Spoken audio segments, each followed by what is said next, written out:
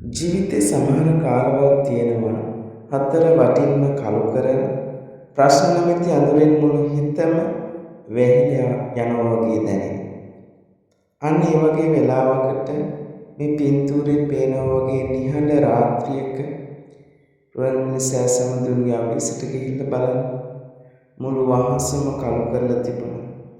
මහසරත් සෑ රඳුන්ගෙන විහිදෙනේ අශිරිමත් ශ්වේත වර්ණ ආලෝකේ මුළු පරිසරයම ආලෝකමත් කරනවා වගේ ඔයාගේ හිතේ තියෙන හැම අඳුරක්ම හැම කලකිරීමක්ම මේ පින්බර දසුනෙන් එක නිමේෂයකින් පහ වෙලා යනවා.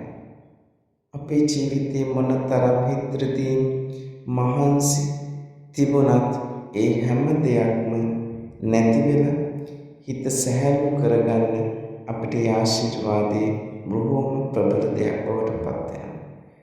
ඝන අඳුර මැදින්වත් මුළු හිතම එකලු කරන මේ මහා ප්‍රාතිහාර්ය මේ පින්වත් රුවන්වැලි සෑ සමිඳුන් වහන්සේ